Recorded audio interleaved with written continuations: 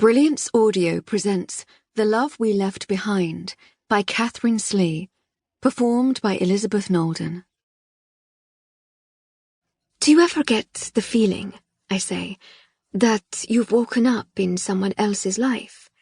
That you're not quite where you're supposed to be? What's going on? Layla puts the thimble down and perches on the end of my bed.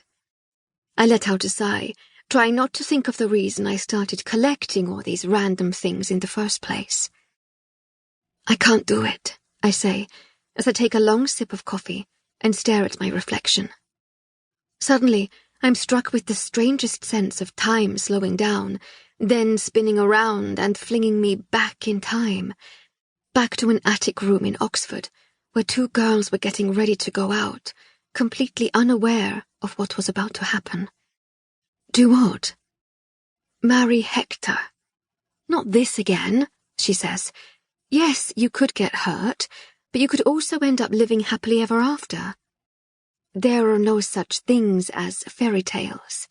Nor is there such a thing as perfect, but for some reason, nobody is ever good enough for you.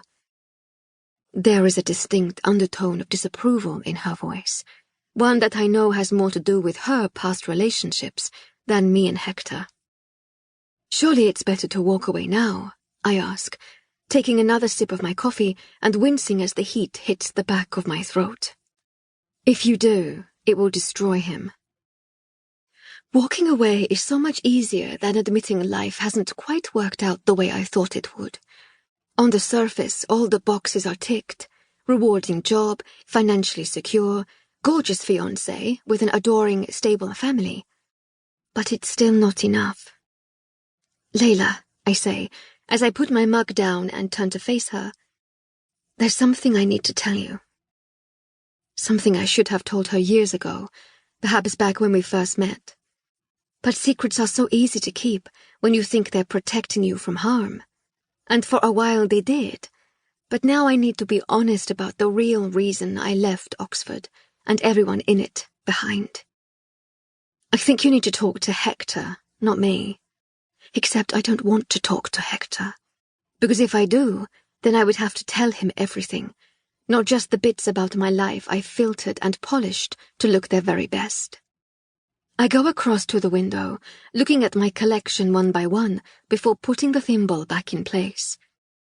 Layla comes to stand next to me, no doubt trying to figure out how the line of unfamiliar objects is relevant to me, announcing that I no longer want to get married.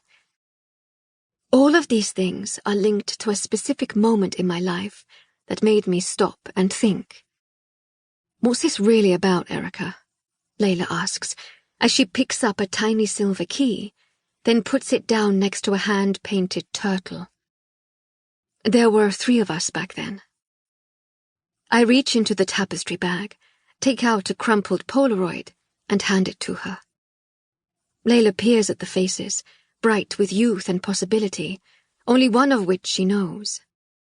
She looks at me, then back at the photograph, reading aloud the names written on the strip of white at the bottom. Erika, Duncan, and Niamh, she says, her eyes travelling back and forth between us. Oxford, 1996. They were like my family, I say, looking at the people I find so impossible to forget. We used to be so close. What happened? Layla asks, as she gives the photo back, and I can imagine her noticing both the similarities and subtle differences between the woman standing before her and the one smiling back from the past. Why haven't you ever told me about them? Because of Leo. Who's Leo?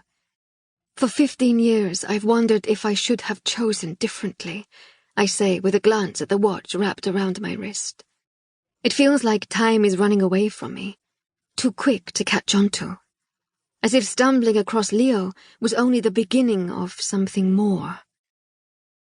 If it weren't for him, everything would have stayed exactly the way it was supposed to.